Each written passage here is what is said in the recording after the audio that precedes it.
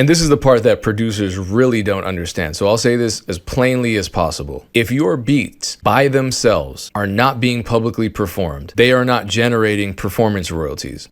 All right, here's your warning, producers. If you're one of these iPad kid, low attention span raised by TikTok ass producers, this probably isn't a great video for you, but to the rest of you, welcome. So recently I reacted to a video created by a producer by the name of JB Sauced Up, and he's a teenager and he dropped a bunch of gems, including how to get paid royalties. And he emphasized to producers that multiple revenue streams is the way to go. At least that's his revenue model. And something else happened recently. A video that I dropped more than a year ago has started to blow up. I don't know why. It's damn near at 150,000 views, and it's titled "Don't Register Your Beats with BMI and ASCAP." Now in the JB video, he's talking about how he's getting paid royalties through BMI. So people have commented that they're confused, that they think I'm contradicting what JB is saying, and I'm absolutely not. And this is precisely the problem. It breaks my heart to see how many producers are confused about how these royalties work. So after this video, I swear I don't know what else I can do. Performing rights organizations, aka PROs, include ASCAP,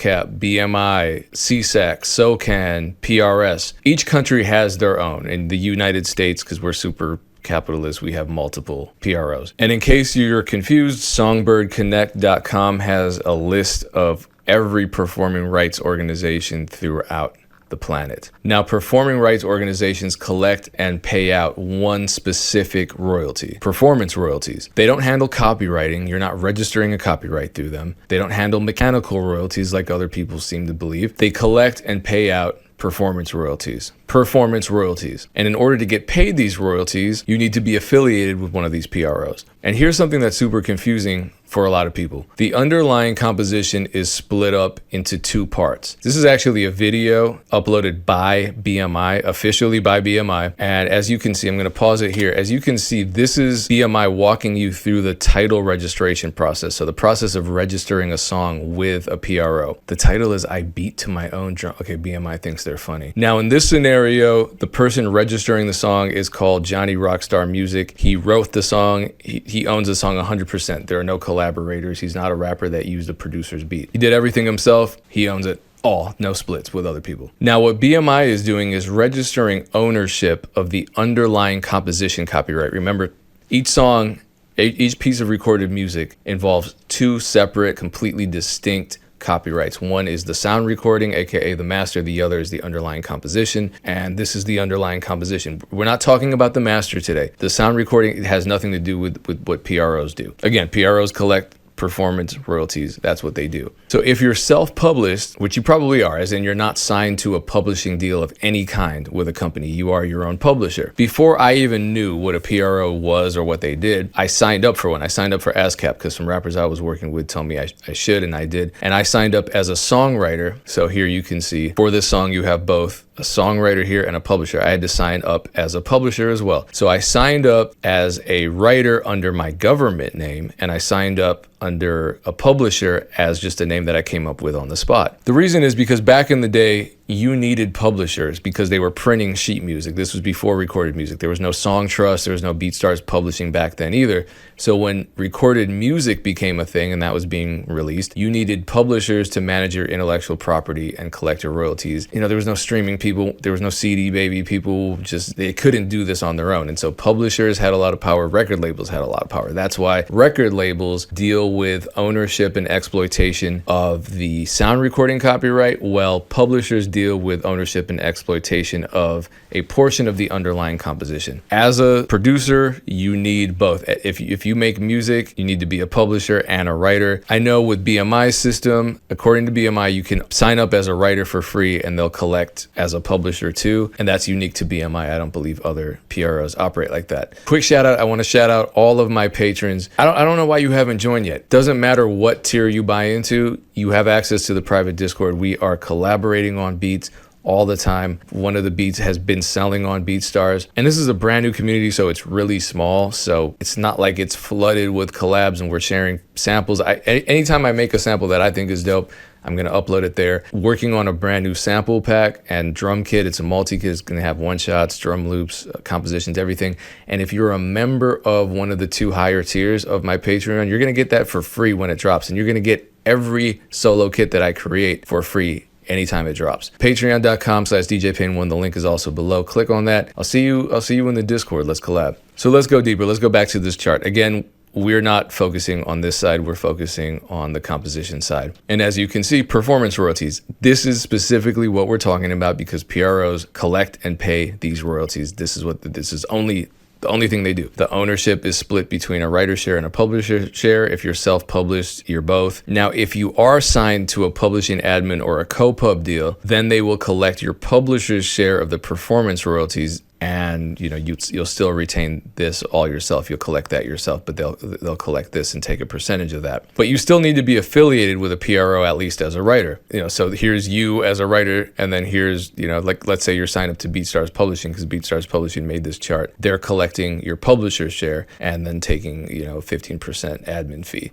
So what are performance royalties? Well, they're royalties that are paid during public performance, which is confusing because that doesn't just mean a concert performance, someone going on stage and performing something. So this is Songtrust. They're one of the biggest publishers, maybe the biggest publishing admins on the planet. So let's see what they say about public performance. Public performance includes transmission or broadcast of a work outside of a closed group and includes digital streaming, television, or radio broadcast played over the speakers in clubs, restaurants, on websites, other broadcasting systems. Not every radio station, not every website, not every club pays these royalties. Community radio, I don't believe does. But now we're getting into the minor details. We're talking about big topics here. And this is the part that producers really don't understand. So I'll say this as plainly as possible. If your beats by themselves are not being publicly performed, they are not generating performance royalties. Therefore, you don't need to waste time registering them with a PRO. A lot of producers sit around and every beat they make, they're registering with a PRO because they think that's how they're going to get paid. And when someone uses their beat, that's going to guarantee that they get paid. That is not how that works. You can do it. It will waste your time. And in my opinion, time is more valuable than money. Let's say you upload, 20 beats a month and it takes 5 minutes to register every single beat. You could make an entirely new beat in that time that you wasted and sell that beat and make some money. So you could be losing money by doing this. I'm just trying to tell you, one, that you need to understand how this stuff works, and two, your time is valuable, so don't waste it doing things that aren't going to serve you in any way. Here are the two scenarios in which you would want to be registering your beats as a producer. If your beats are being publicly performed, as in you've released an instrumental project or an instrumental single on the streaming platforms, it could be played on radio, it could be played on stage by DJs who play instrumental sets, or it's being played on television, etc., through a sync deal, something like that. You'd want to register that because that beat is functioning as a published and performed song. Even though it's an instrumental, it's getting played on Spotify, it's generating royalties then. That's a public performance. It could be on the radio, that's a public performance. Could be in a TV commercial, public performance. Or number two, if you sold your beat to a recording artist and they write a song to it, that beat becomes a song with a new title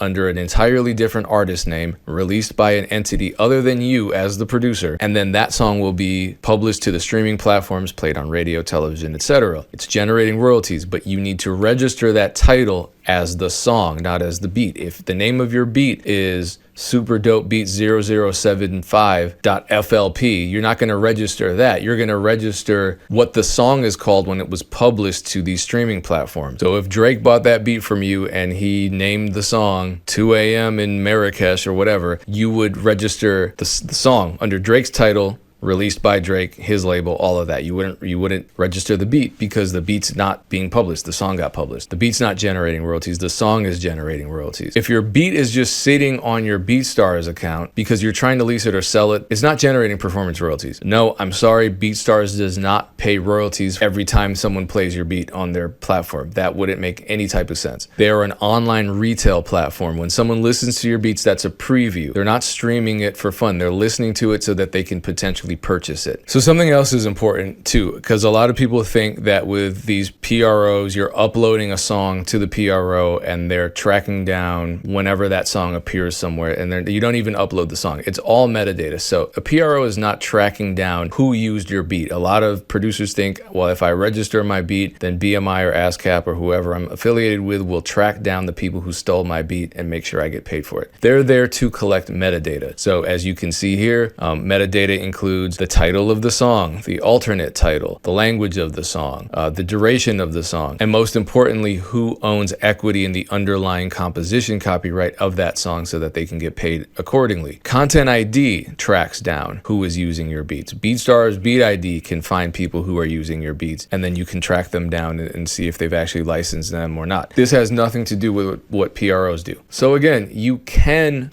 waste time and register your beats with BMI and ASCAP and whatever PRO. I know a lot of people want security. A lot of producers want security. And so even though I can say until I'm blue in the face, don't register beats that you're not publishing for performance because it's a waste of time, they're still going to do it. They're going to say, well, I feel like I'm more protected. And if you value your feelings over actual established fact, that's fine. You're not hurting anyone. You're just wasting your own time. If you think I'm lying to you and I'm just full of shit, you want to own the libs, register your beats. But my honest concern is producers genuinely being confused about how royalty collection works, specifically about performance royalties, specifically about underlying composition equity. And it's important because if you do end up with a hit song, having these splits registered can pay you for the rest of your life. And if you screw that up, and people screw it up all the time, they miss out on a lot, and I don't want that to happen to you. So ultimately, if you don't understand the business that you're in, are you really in the business? My closing advice is this: don't just take my word on everything. Obviously, no one does anyway. Check the FAQ with whatever PRO you're affiliated with. They have YouTube channels. They'll explain the process to you. Read the Donald Passman book. Attend conferences held by your PRO if you're able to. You can sometimes even talk to representatives. Sometimes you can get a hold of them. If you're affiliated with like a Beatstars Publishing or a Song Trust, they have tons of resources, tons of guides that help explain to you exactly what royalty collection involves, how it's done, what you need to do to ensure that you're collecting and using your time wisely. Again, time is so important, especially in the business that we're in, because you waste an hour of your time. That hour could be spent making the right connection or making the right beat or constructing the right loop that takes your career to the next level. You really never know. Appreciate you watching. Much success to you.